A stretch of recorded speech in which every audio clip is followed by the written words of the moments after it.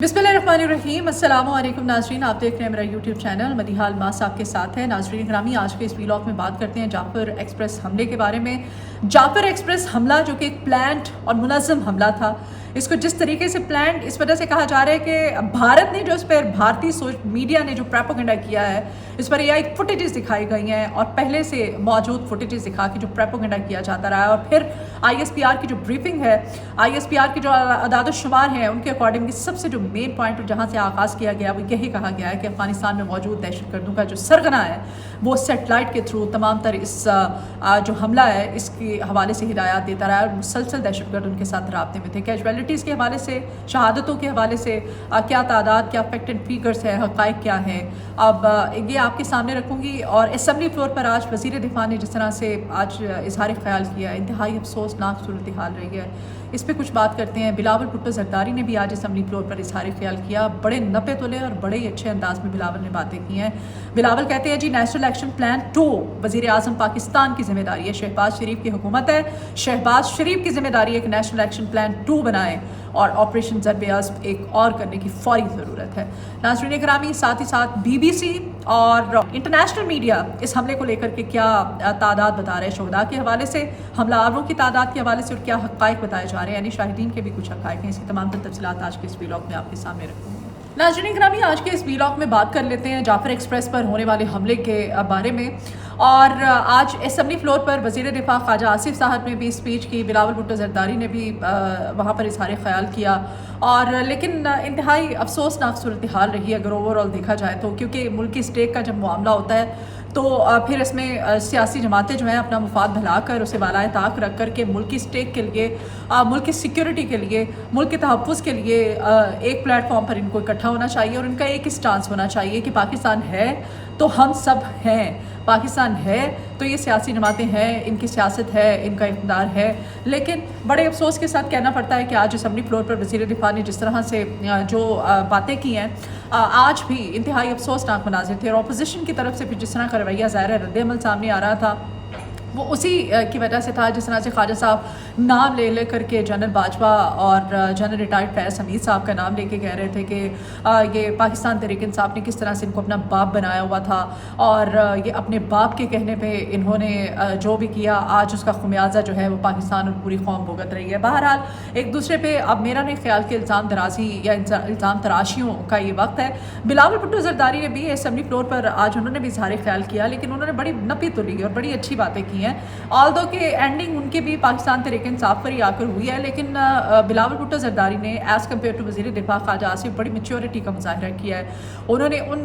उन चैलेंजेस की हकीकत जो है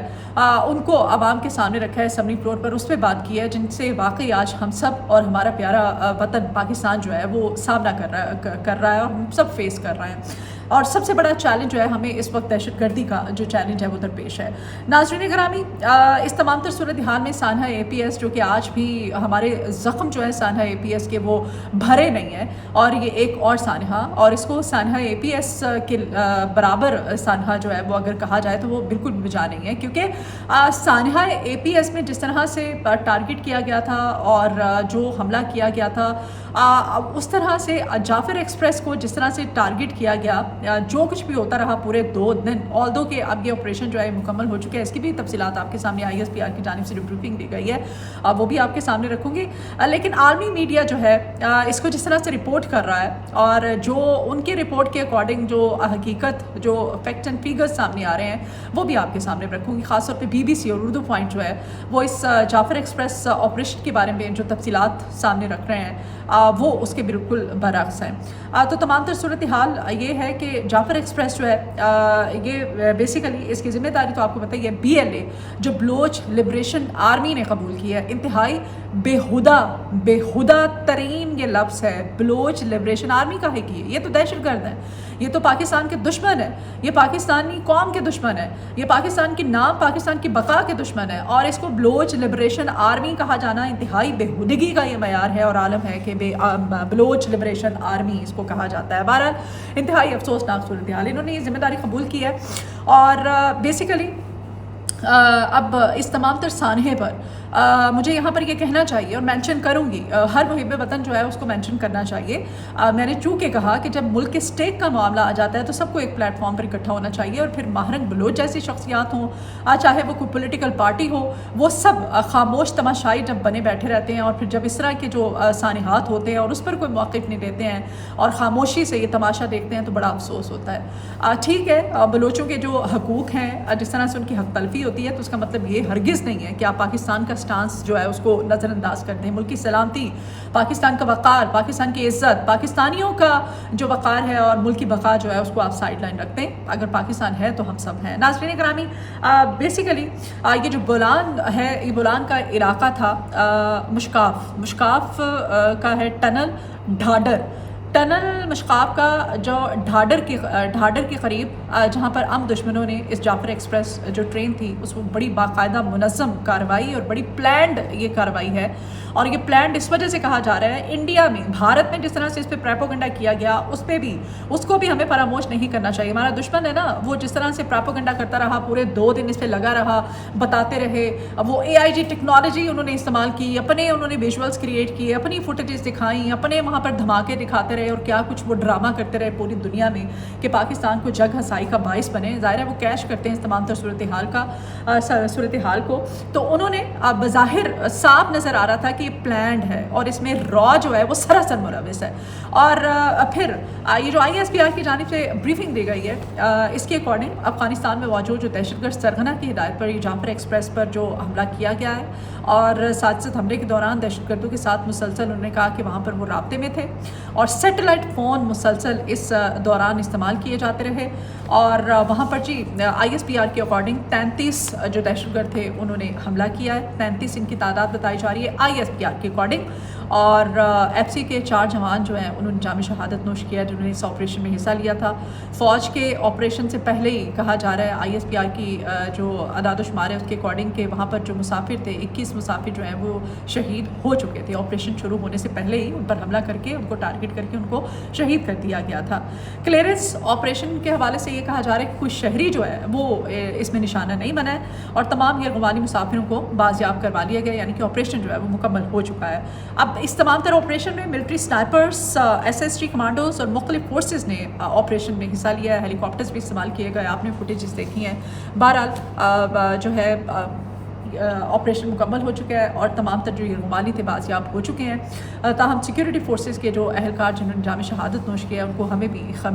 خراج تحسین پیش کرنا چاہیے کہ ملک کی دفاع کے لیے اپنی جانوں کا نذرانہ پیش کرتے ہیں، ملک کی بقا کے لیے لڑتے ہیں، آگے آتے ہیں. اور ریلوے ٹریک پر سب سے پہلے تو یہ جو پلان ٹارگٹ ہے جس میں را بھی ملوث ہے، اور جس طرح سے ISPR کے مطابق بھی کہا جا رہا ہے کہ افغانستان سے باقاعدہ طور پر وہاں سے مسلسل رابطے میں تھے. جو شواہد ملے ہیں جب تک کہ انویسٹیگیشن کے اکارڈنگ جو تمام تر صورتحال سامنے آئی ہے، سیٹلائٹ فون کے ذریعے ان کو انسٹرکشنز مل رہی تھی. اور یہ 33 دہشت گرد جنہوں نے حلہ بولا، پہلے تو انہوں نے وہ ٹریک ہی ریلوے کا اڑا دیا نا، یہ جو مشکاف ٹنل ہے ڈھاڈر کے قریب اس کو. اور پھر یہ جو ٹنل ہے یہاں پر سیکیورٹی کی عام معاملات میں کیا صورتحال ہوتی ہے، کیونکہ ٹنل جو ہوتے ہیں وہاں پر جب ٹرین گزرتی ہے تو جو صورتحال اندھیرا کافی ہوتا ہے. پھر یہ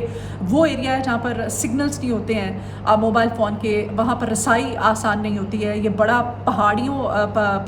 آپ دیکھیں تو پہاڑیاں ہیں ہر طرف، چٹانیں ہیں. اور آپ دیکھیں گے دور دور تک موبائل سگنل دور کی بات ہے، وہاں پر اگر آپ کوئی پہنچنا بھی پائے، ریسکیو بھی کرنا چاہیں، کوئی بھی کسی بھی قسم کی کارروائی، تو انتہائی مشکل. یعنی کہ بڑا سوچ سمجھ کر اور منظم طریقے سے یہ منصوبہ جو ہے یہ بنایا گیا تھا. اچھا، اب جو اس ٹرین کا جو ڈرائیور ہے جو کہ موزانہ طور پر بچ گیا ہے، اس کے اکارڈنگ وہ کہتا ہے، تو اس نے حقائق بتایا ہے. وہ کہتا ہے کہ ان دہشت گردوں نے جب ٹریک کو دھماکے سے اڑا دیا تھا، اور وہاں پر جو ریلوے پولیس کے جن کی ڈیوٹی ہوتی ہے، جو کہ ٹرین کے اندر موجود ہوتے ہیں لوگ، انہوں نے بھی کچھ حقائق بتائے ہیں. ان حقائق کے مطابق جو ریلوے پولیس کا اہلکار جس نے اس آپریشن، جو ملٹری آپریشن شروع ہونے سے پہلے جس نے ڈٹ کر کے ان دہشت گردوں کا مقابلہ کیا، اس نے جو حقائق بتایا ان کے اکارڈنگ وہ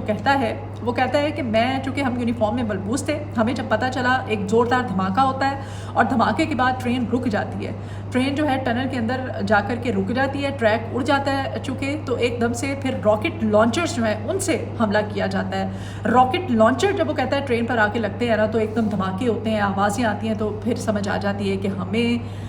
جو ہے ہائی جیک کر لیا گیا، ہمیں جو ہے وہ ٹارگٹ کر لیا گیا ہے، اب ہماری ٹرین جو ہے اس پر حملہ کر دیا گیا ہے۔ پھر وہ کہتا ہے جی کہ میرے ساتھ جو دیگر پولیس والے تھے، میں ان کو کہتا ہوں کہ بھائی ہم پر دہشت گردوں نے حملہ کر دیا ہے، اور ابھی ہم یہ سب آپس میں اب ہمیں تیاری پکڑنی ہے ود ان سیکنڈس۔ وہ کہہ رہا ہے کہ یہ تمام تر صورتحال ہے جو وہ بیان کر رہا ہے، اور BBC جو رپورٹس ہیں ان کے اکارڈنگ بھی یہ حقائق سامنے آئے۔ بہرحال وہ تو کچھ اور بھی حقائق بتاتے ہیں اگر ان کی طرف جائیں، اور اردو پوائنٹ کے اکارڈنگ، لیکن وہ جو وہاں پر پولیس اہلکار تھے وہ کہتے ہیں کہ ہم چونکہ یونیفارم میں ملبوس تھے، ہمارے پاس جو رائفلیں تھیں، وہاں پر FC اہلکار تھے اور ریلوے پولیس کے اہلکار، انہوں نے کہا کہ ہمارے پاس جو اسلحہ تھا اس اسلحے کے ساتھ G3 میں نے کہا کہ مجھے دی جائے فوری طور پر، تاکہ میں جوابی فائرنگ کر سکوں، ان کو جواب دے سکوں، ٹارگٹ ان پر اٹیک کر سکوں۔ تو اسی دوران وہ جو دہشت گرد ہیں وہ ٹرین کا دروازہ کھٹکھٹاتے ہیں، کھڑکیوں کے شیشے توڑ دیتے ہیں، شیشے توڑ کے اندر گھستے ہیں۔ مسافر وہاں پر خواتین ہیں، بچے ہیں، بزرگ ہیں، وہ نہیں دیکھتے، وہ سب کو وہ کہتے ہیں ID کارڈ نکالو، وہ سب کے ID کارڈز نکلواتے ہیں۔ ID کارڈز نکلوا کے، اور ISPR نے بھی اس بات کی تصدیق کی ہے، ID کارڈز نکلوا کر کے ان میں پشتون جو بھائی ہیں ان کو الگ کیا جاتا ہے، پنجابیوں کو الگ کیا جاتا ہے، بلوچوں کو الگ کیا جاتا ہے، اور پھر ان کو ٹارگٹ کیا جاتا ہے۔ وہ کہتے ہیں ہم نے پوری کوشش کی، ہم نے جوابی فائرنگ بھی کی، G3 کے 7 راؤنڈ تھے میرے پاس، وہ بتاتا ہے پولیس والا، وہ کہتا ہے ہم نے ڈٹ کر مقابلہ کیا،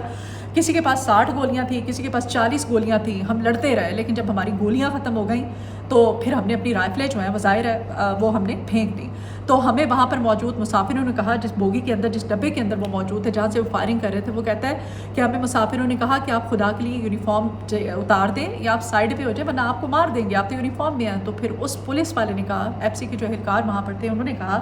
کہ ہم پاکستان پر اپنی جان نچھاور کرنے اور آپ لوگ کی حفاظت کرنے کے لیے یہاں پر موجود ہیں، ہم ڈرے نہیں، اور ہم نے ان کا مقابلہ کیا۔ بہرحال جتنی گولیاں جس کے پاس تھی، وہ کہتا ہے کہ ہم لڑتے رہے اور آخری لمحے تک لڑتے رہے، جب تک کہ وہاں پر ملٹری والے نہیں پہنچ گئے، ملٹری آپریشن شروع نہیں کر دیا گیا۔ یہ تمام تر صورتحال تھی، اور وہاں پر جو لوگ تھے وہ آہو بقا بھی کرتے رہے، ان میں سے اب